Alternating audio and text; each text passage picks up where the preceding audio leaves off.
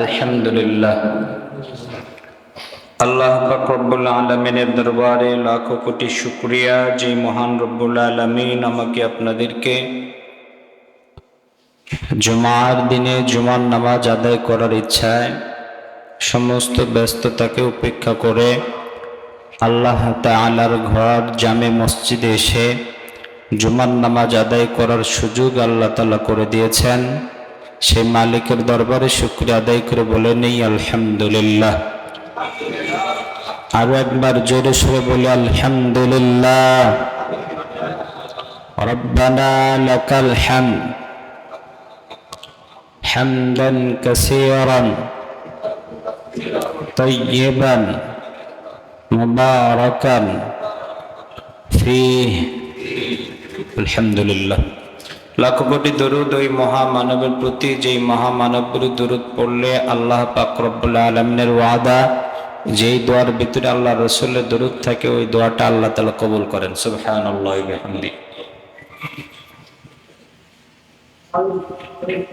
সম্মানিত উপস্থিতি, আল্লাহ পাক রব্বুল আলামিনের মহাগ্রন্থ আল কোরআনে সূরা আল ইমরান এই আয়াতে, এই সূরার 81 নম্বর আয়াত তেলাওয়াত করেছি। আয়াতে আল্লাহ তাআলা বলেন, ওয়া ইদ আখাযাল্লাহু মিসাকান নাবিয়্যিন, যখন আল্লাহ পাক রব্বুল আলামিন সমস্ত নবীদের কাছ থেকে অঙ্গীকার নিলেন, লামা আতাইতুকুম মিনাল কিতাব, কি অঙ্গীকার? যে আমি তোমাদেরকে কিতাব দেব,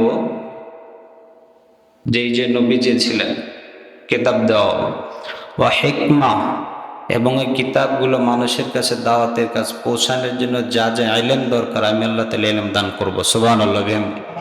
সুম্মা জাআকুম রাসূলুন, শুধু এটাই শেষ না, এরপরে আল্লাহ বলেন জাআকুম রাসূলুন মুসাদ্দিকুন, তোমাদের নিকটে একজন রাসূল আসবে, যে রাসূলদেরকে তোমরা যারা আছো এখানে তোমাদের সকলকেই সত্যবাদী বলে স্বীকার করতে হবে।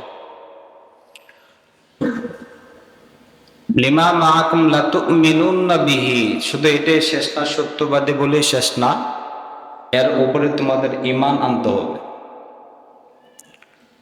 ওয়ালা তানসুরুন্নাহু, শুধু এটাই শেষ না, তার উপর ঈমান আনো এবং তাকে সমস্ত কাজে সহযোগিতা করা লাগবে। ক্বালা আকরারতুম, আমি যে কথাগুলো বললাম এই কথাগুলো তোমরা স্বীকার করো, অঙ্গীকার দিচ্ছ তোমরা। আল্লাহ তাআলার কথা যে ওয়া আখাযাতুম আলা যালিকুম মিসরি ক্বালু আকরারনা, ওই সময় সমস্ত নবীগণ বলেছিলেন আকরারনা, আমরা স্বীকার করলাম, অঙ্গীকার দিলাম। ক্বালা ফাশহাদু, আল্লাহ তাআলা বলেন তোমরা সাক্ষী থাকো, ওয়া আনা মাআকুম মিনাশ শাহিদিন, শুধু তোমরা না, আমি আল্লাহ রাব্বুল আলামিন তোমাদের সাথে সাক্ষী থাকলাম। সুবহানাল্লাহ। আয়াতের শানে নজুল, আল্লাহ পাক রব্বুল আলামিন আজকের যে বিষয়টা আলোচনা করবো সেটা হলো তাজকিয়াতুন নফস, আত্মশুদ্ধি। এটা কি, কতটুকু জরুরি, এর উপর অল্প সময়ের ভিতরে যতটুকু দরকার। আল্লাহ পাক রব্বুল আলামিন আমরা যে জগতে আমরা বাস করছি এটাকে দুনিয়া বলে। এই দুনিয়া মানুষ পাঠানোর আগে আলমে আরওয়াহ অর্থাৎ রূহের জগৎ আল্লাহ তাআলা সৃষ্টি করেছেন, যে রূহের জগতে সমস্ত নবীদের, আজ আদম তা ঈসা, এমনকি কিয়ামতের আগ পর্যন্ত যেই মানুষটা আসবে ওই মানুষ পর্যন্ত আল্লাহ তাআলা যতগুলো রূহ একসাথে আল্লাহ তাআলা তৈরি করেছেন। সুবহানাল্লাহ। এরপরে আমরা যারা দুনিয়া আসছি এটার একটা সিরিয়াল আল্লাহ তাআলা মেনটেন করেছেন, আগে দাদা আসবে, তারপরে বাবা, তারপরে নাতি, এইভাবে ধারাবাহিকতা।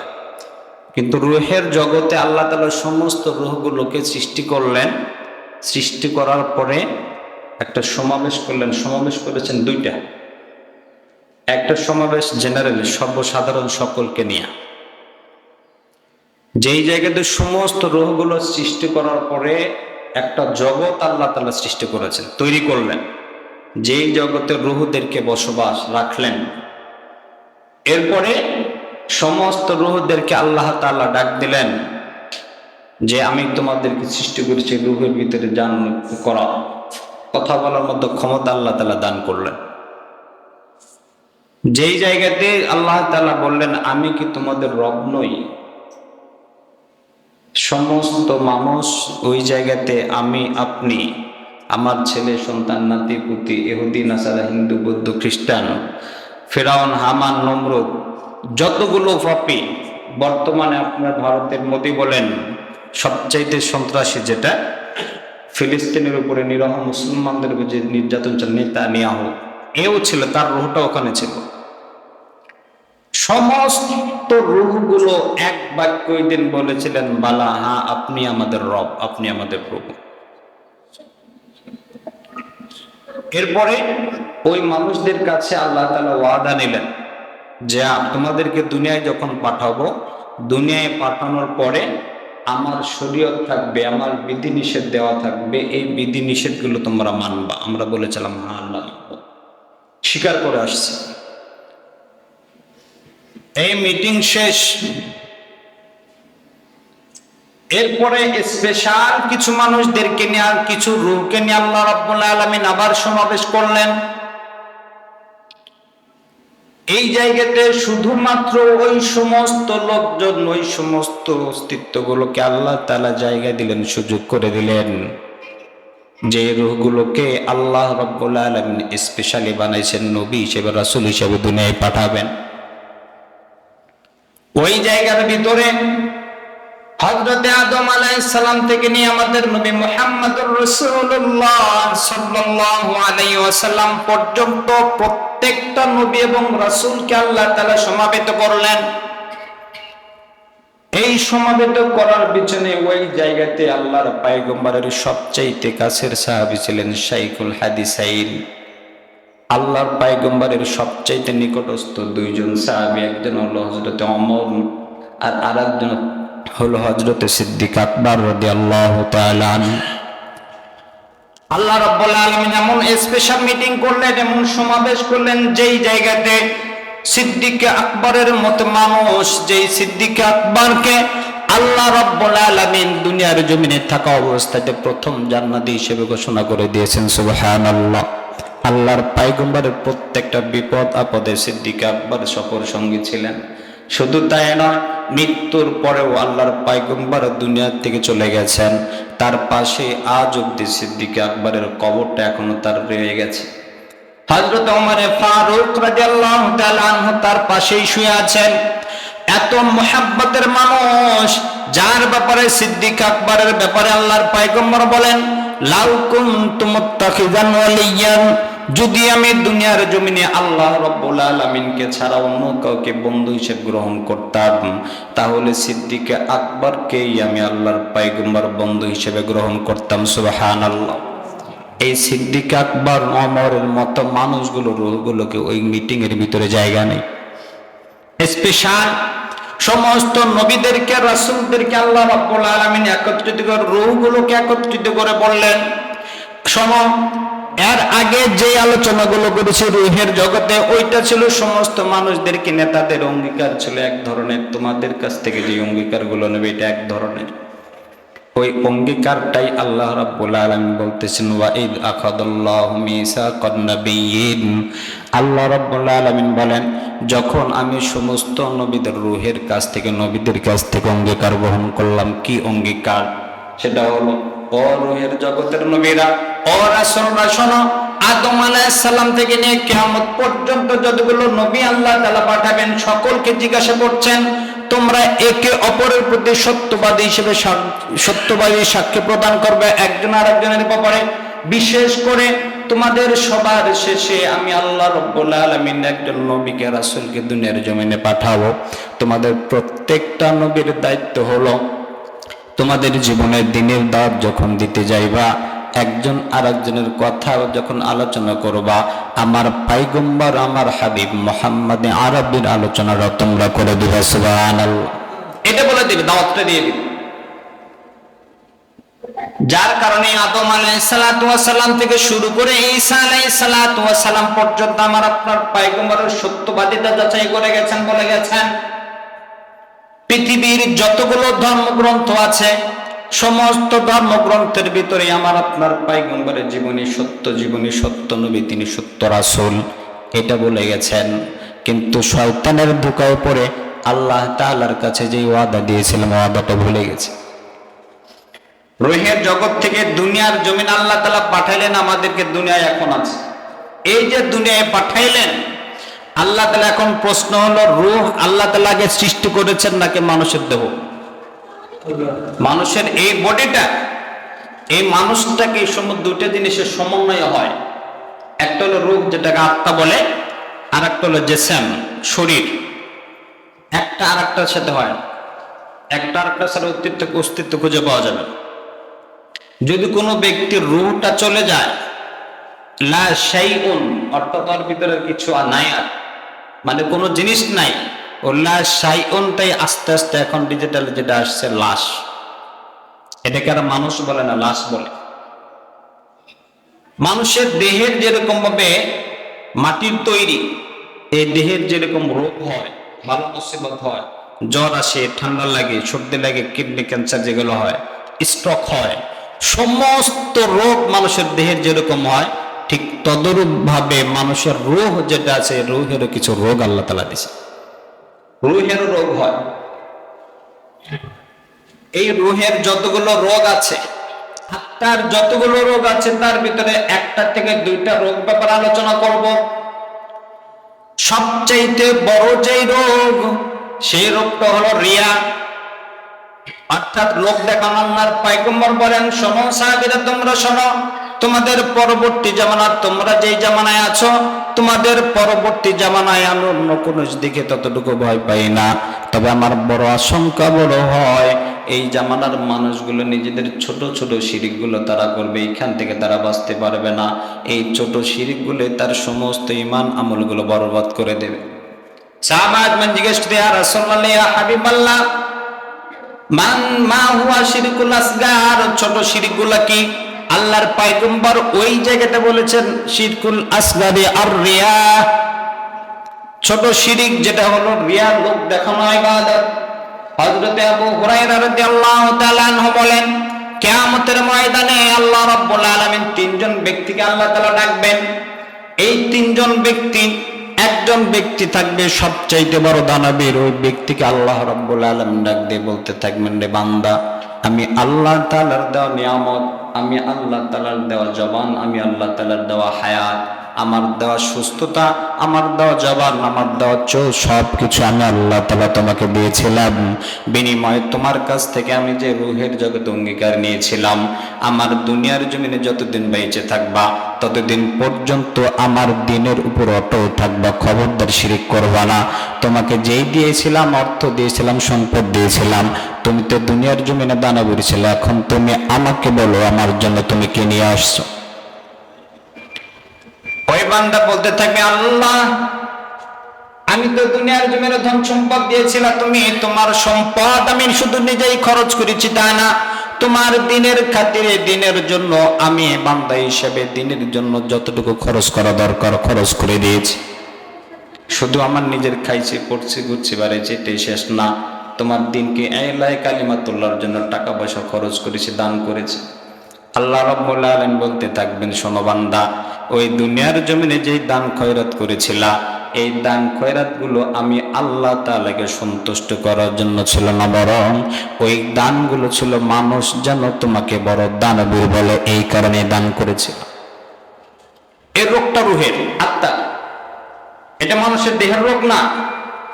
মানুষের দেহের যদি জ্বর আসে, নাপা খাইলে সারে, দেহের চিকিৎসা করা এইটা সুন্নাত, কিন্তু আত্মশুদ্ধি, আত্মার চিকিৎসা করাটা হলো ফরজ।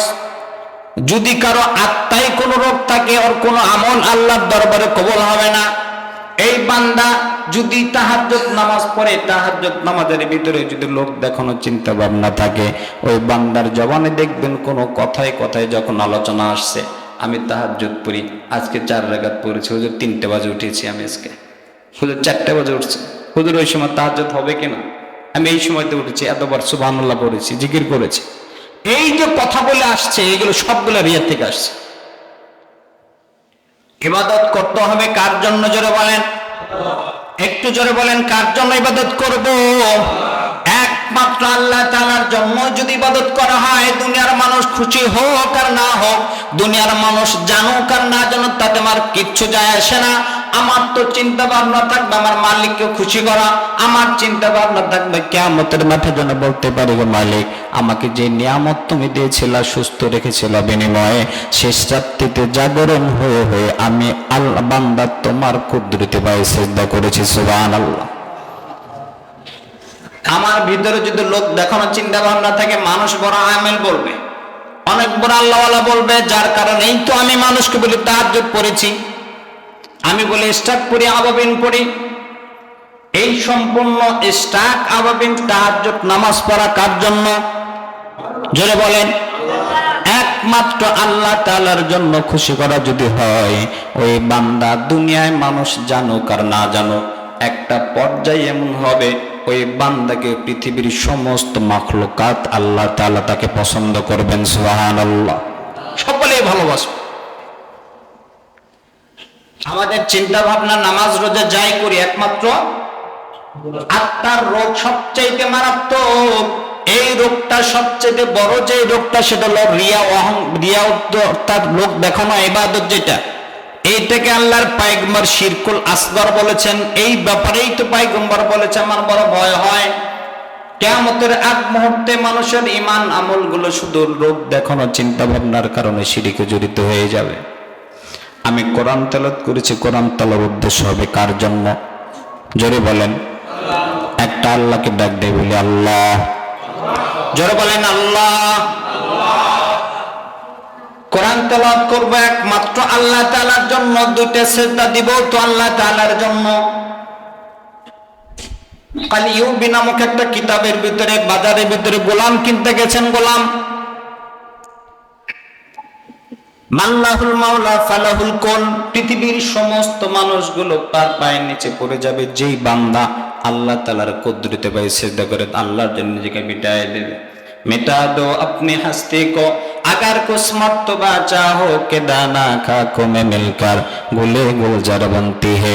আল্লাহ রাব্বুল আলামিনের কাছে সম্মানী হতে চাও, আল্লাহ তাআলার কাছে যদি মর্যাদাবান হতে চাও, দুনিয়ার সমস্ত মানুষের কাছে যদি মর্যাদাবান হতে চাও, মানুষের দৃষ্টিতে, মানুষের চিন্তা ভাবনায় মোহাব্বত যদি পাইতে চাও, মিটা দো আপনি হস্তি কো, নিজের যত কিবির অহংকার সবগুলো জমিনের সাথে মিটায় দাও। अगर कुछ मर्तबा चाहो के दाना खाकों में मिलकर गुले गुलजार बनती है। একটা সরষে দানা ফুল, একটা ফুলের বীজের চারা যদি রোপণ করা হয়, ওই বীজটা মাটিতে দেওয়ার সাথে নিজের অস্তিত্ব বিলীন করে দেওয়ার পর একটা গাছ তৈরি হয়। ওই গাছের থেকে শত শত ফুলের ঘ্রাণ মানুষ নেয়।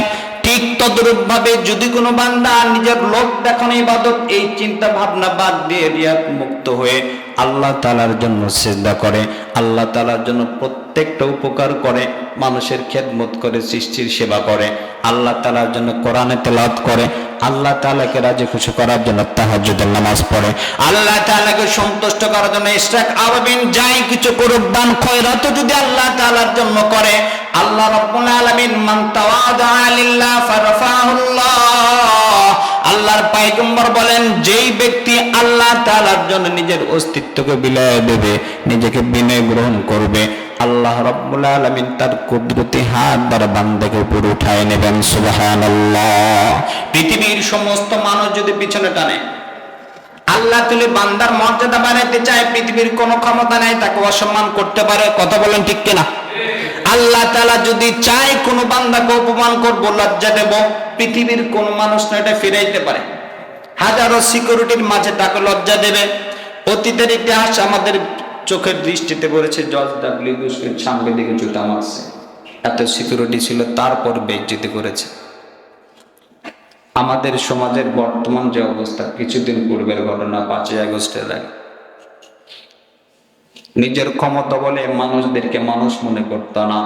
আল্লাহ তাআলা এমন পরিস্থিতি তৈরি করে দিয়েছেন, ওই পরিস্থিতি নিজের দেশের মাটি তাকে যাইতে দেন, একটু সহযোগিতা করে নাই, বরং পলায় যাইতে হয়েছে তাকে। এখন পর্যন্ত ঘৃণার চোখে দেখছে। তো বলতেছিলাম, মান তাওয়াদা লিল্লাহ, মানুষের আত্মার যে রোগ, একটা রোগ হলো, সেটা হলো রিয়া, লোক দেখানো ইবাদত। ইবাদত হতে হবে কার জন্য, জোরে বলেন। বাজারে গোলাম ক্রয় করতে গেছে, গোলাম প্রথমে শর্ত দিয়েছে, শোনো, আমাকে ওই বান্দায় ক্রয় করে কামলাই পৈরত হিসেবে নিতে পারবে, ক্রয় করতে পারবে। আমাকে নেওয়ার জন্য শর্ত হলো তিনটা। যতগুলো শর্ত আছে তার ভিতর প্রথম শর্তটা হলো আমি যখন নামাজ পড়বো এই সময়গুলোকে আমাকে ছুটি দিতে হবে। নামাজের সময় আমাকে ছেড়ে দিতে হবে, ওই সময় তোমার গোলামি করতে পারবো না আমি। কারণ আমাকে আপনাকে সৃষ্টি করেছেন আমার মালিক আল্লাহ। তোমার যে মালিক সৃষ্টি করেছে আমাকে ওই মালিকই সৃষ্টি করেছে। তোমার সারা দিন তোমার খেদমত করব, রাত্রিতে আমাকে ছেড়ে দিতে হবে। রাত্রিতে তোমার ইবাদত করতে পারবো না, খেদমত করতে পারবো না, কারণ রাত্রিতে আমার মালিকের কাছে আমি সিজদায় করে কাঁদতে থাকবো। কি বলে কাঁদে? বলতে থাকে, মালিক তুমি তো আমার সবচেয়ে বড় মালিক, তুমি আমাকে খাওয়াও পড়াও, কিন্তু দুনিয়ার জমিনে গোলাম হিসেবে পাঠাইছো। এই গোলাম হিসেবে পাঠানোর কারণে দুনিয়ার রীতিনীতি হিসেবে আমি একজন মানুষের অধীনস্থ আমি হয়ে থাকি, সারাদিন বান্দার খেদমত করি, যার কারণে গো আল্লাহ তোমার প্রেমে ডুবে একটা সেজদাও তোমাকে করতে পারি না। এই জন্য গভীর রজনীতে এখন তুমি আর আমি আছি, তোমাকে সেজদা করি, তোমার কাছে প্রেম ভাব বিনিময় করি। এটা আমার খুব ভালো লাগে। তার চিন্তা ভাবনা হলো মালিককে খুশি করা, দুনিয়ার মানুষকে খুশি করা নয়। রাত্রিতে ইবাদত করছে আল্লাহর বান্দি। বাদশা নামদার উনি চিন্তা ভাবনা করছে প্রতি রাত্রিতে কি হয়। হঠাৎ করে একটা বিরান ঘর, ওনার যেই ঘরে উনি ইবাদত করতেছেন এই ঘরটা বিরান ঘর, যেখানে মানুষের যাতায়াত নাই।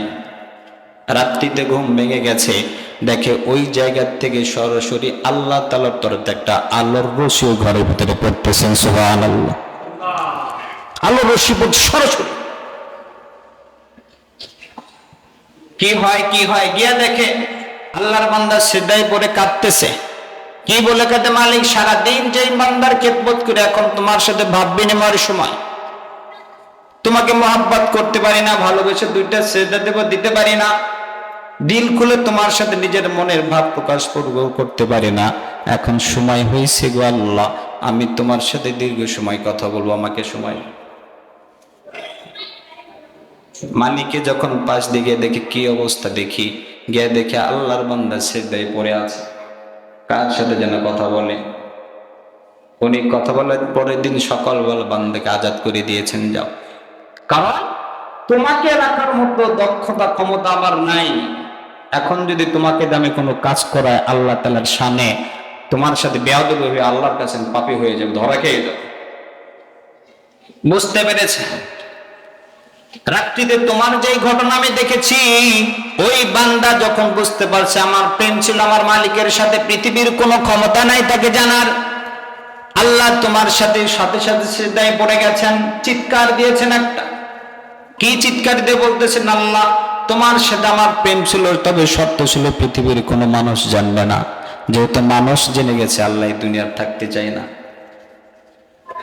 কিতাবের ভিতরে লেখে, কালিয়বি কিতাবে লিখেছেন, সাথে সাথে চিৎকার দিয়েছেন, ফাখররা মাইতা, পড়ে গেছেন তো মারা গেছেন। ও ভাই, আমরা যারাই তারাও তো আবেদ ছিল, ইবাদত করতো, আমরাও তো ইবাদত করি। আমাদের ইবাদতের ভিতরে যখন সিজদা আসছে মানুষজন আছে তো বাস স্টাকে দাঁড়ায় গেছে, নাই দেখবেন আগেই তো। এই জন্য আত্মার যে রোগ দেখানো রোগ, এটা আত্মা, এটার চিকিৎসা আপনি নিজে নিজে করতে পারবেন না। আত্মার যে রোগের চিকিৎসা করলে নিজে কখনো সম্ভব নয়। আল্লাহর পয়গম্বর বসা আছেন সাহাবীদেরকে নিয়ে, হাদিসে জিবরিল বলে যেটা সাব্যস্ত, বুখারীর ভিতরে বর্ণনার প্রথম হাদিস। হাদিসে জিবরিলের ভিতরে আল্লাহর পয়গম্বরকে দিন শিখায় গেছেন জিবরাইল আমিন, সামনাসামনি সহবত দিয়ে গেছেন। আল্লাহ তাআলা চাইলে সরাসরি পয়গম্বরের অন্তরে দিতে পারতেন, তা না দিয়ে একজনের মাধ্যম দিয়ে বুঝায় গেছেন, শোনো, দুনিয়ার মানুষ যদি শরীরে যেই পরিমাণ রোগ হয়, মাটির দেহ, এই রোগের চিকিৎসার জন্য ডাক্তার আছে, ঠিক তদরূপ মানুষের যে আত্মা এবং রূহ, এই রূহের যেই রোগ হয় এই রোগের চিকিৎসার জন্য ডাক্তার আছে। নাপা ট্যাবলেট সিরাপ যে কোনো ফার্মেসিতে গেলে দেহের চিকিৎসা পাইবা, কিন্তু অন্তরের চিকিৎসা পাইতে হলে তোমাকে হাক্কানি আলেমের সংস্পর্শে যেতে হবে। যে কোনো হাক্কানি আলেমের সহবতে তোমাকে যেতেই হবে, আর বিকল্প নাই। একা একা কোনোদিন সাধনা পাওয়া যাবে।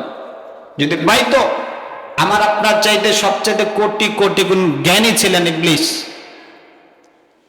কিন্তু ভিতরে অন্তরে রোগ ছিল বিধায় তাকে মালউন হয়ে গেছেন, মানুষ বিতাড়িত করে দিচ্ছে আল্লাহর পাইগুম আল্লাহ তাআলা। এই জন্য আত্মার যে রোগ আছে, এই রোগের চিকিৎসা আমরা নিজে নিজে করতে পারবো না, হাক্কানি কোনো আলেমের সাথে পরামর্শ করে সহবত থেকে এটা নিতে হবে। আমাদের এই সহবতের অবস্থা এখন খুব খারাপ। আব্দুল কুদ্দুস গঙ্গোহী রহমাতুল্লাহি আলাইহি, ওনার কাছে একজন খাদেম গেছেন মুরিদ হইতে, কি ভিতরের অহংকার দূর করবেন এই চিন্তা ভাবনা নিয়ে।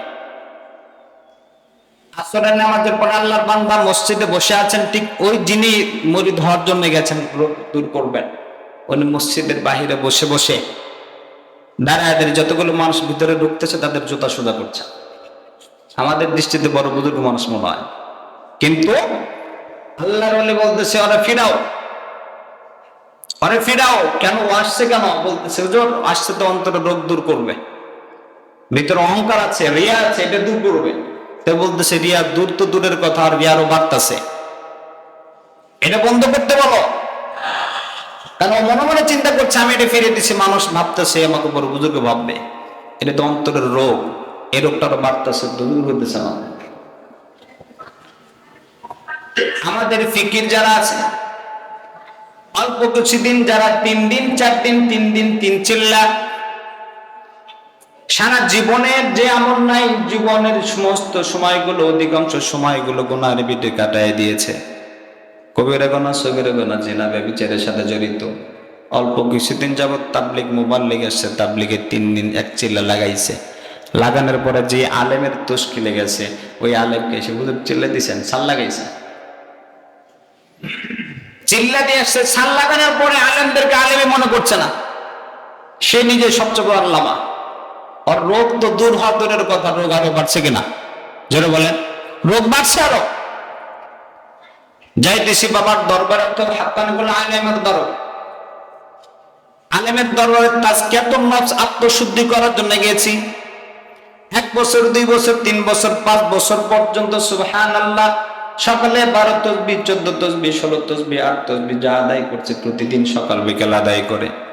পীর সাহেব সবক দিয়ে দিছে আদায় করবো, অন্তরের রোগ দূর হবে। এই আল্লাহর বান্দায় 2 বছর 3 বছর করছে, প্রতি বছর বাৎসরিক মাহফিলে গেছে, আসছে, আসার পরে এখন আলেম ওলামা যারা জাতির ধারক বাহক, এদেরকে আলেমই মনে করেন, এদেরকে গণেই না। এই টাইপের লোক সমাজ আছে নি, বহুত আছে। যে জায়গাগুলো তো আত্মশুদ্ধির কারখানা, যেখানে আত্মশুদ্ধির সবক দেওয়া হচ্ছে, যে ক্ষেত্রে তোমার এই কাজ করবা, এটা করলে এই রোগ হবে, রোগ দূর হবে।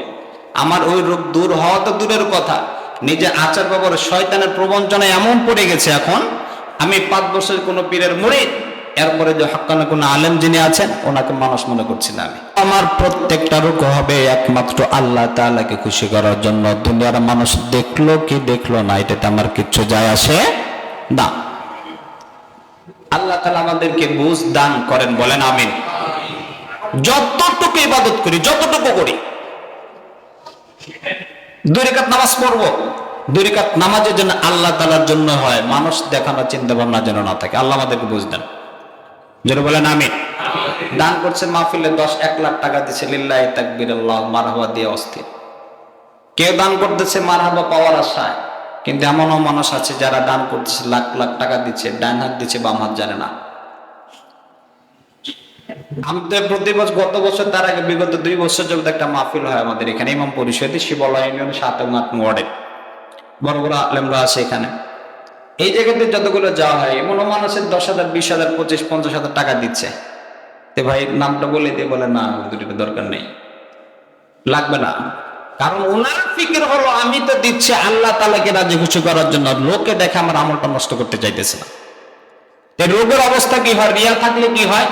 এই রিয়া যদি কোন বান্দার অন্তরে থাকে, লোক দেখানো এই চিন্তা ভাবনা যদি বান্দার থাকে, ওই বান্দার তাহাজ্জুদের আমল নষ্ট, ওই বান্দার ফরজ আমল নামাজ যা পড়ছে সবগুলো বরবাদ, শুধু কষ্টটাই হবে, তার কোনো ফল পাওয়া যাবে না। জান যা করতেছে এটা নষ্ট হয়ে যাবে। আল্লাহর পয়গম্বর এইটাকে ভয় করতেছেন, আর একটাকে তো বলতেছেন, শোনো তোমাদের পরবর্তী প্রজন্ম যারা আসতেছে এদের উপর বড় ভয় হয় এরা শিরিকের সাথে জড়িত হয়ে যাবে। ইয়া রাসূলুল্লাহ, শিরিক কি? কয় শিরিকের ভিতরে শিরিক দুই প্রকার, আর শিরকে জরবাতাই নেই, শিরিক দুই প্রকার। এক নম্বর শিরকুল আসগর। মা হিয়া শিরকুল আসগর ইয়া রাসূলুল্লাহ? শিরকুল আসগর এটা কি? আল্লাহর পয়গম্বর বলতেছেন শিরকুল আসগর হুয়া আর রিয়া। শিরকুল আসগর যেটা সবচেয়ে ছোট শিরিক হলো লোক দেখানো ইবাদত। বান্দা যে ইবাদত করবে ইবাদতের ভিতরে লোক দেখানো চিন্তা ভাবনা থাকবে, এই ফিকির যদি থাকে, এই শিরিক নিয়ে যদি বান্দা কবরে যায়, মৃত্যুর পরে জাহান্নাম ছাড়া বান্দার কোনো বিকল্প রাস্তা নেই। নাউজুবিল্লাহ, বিকল্প কোনো রাস্তা নেই। এই জন্য এখন থেকে আজমবিল জসম, একদম প্রতিজ্ঞা করি যতটুকু ইবাদত করব কাকে রাজি খুশি করার জন্য, জোরে বলেন, আবার বলেন, যতটুকু দান করব কার জন্য? যা সিজদা করবো সুবহানাল্লাহ আলহামদুলিল্লাহ একবারও যদি বলি এটা আল্লাহ তাআলাকে সন্তুষ্ট করার জন্যই করব ইনশাআল্লাহ। আল্লাহ তাআলা আমাদেরকে বুঝ দান করেন, যারা বলেন আমিন। তো পয়গম্বরদেরকে যখন আল্লাহ তাআলা পাঠালেন, ওয়াদা দিয়ে তোমাদের পরবর্তী প্রজন্ম যারা আসবে এদেরকে হিকমা কিতাব দেব, এবং হিকমা মানুষকে দিনের দাওয়াত গুলো পৌঁছাবে। দিনের দাওয়াতের সবচাইতে বড় জিনিস যেটা আত্মশুদ্ধি, এই আত্মশুদ্ধিটা তোমরা শিখাইবা। কদ আফলাহা মান যাক্কাহা, আল্লাহ তাআলা অপর জায়গায় বলেন সবচেয়ে সফল ওই বান্দা যে ব্যক্তি আত্মশুদ্ধি করে গেছে। দেহের রোগ দূর করার সুন্নাত, আত্মশুদ্ধি আত্মার রোগ দূর করার এটা ফরজ। আল্লাহ তাআলা আমাদেরকে বুঝ দান করেন। যে কোনো আমল যতটুকু করবো জেনে বুঝে শুনে আল্লাহকে সন্তুষ্টি করে করার জন্য তৌফিক দান করুন, বলেন আমিন।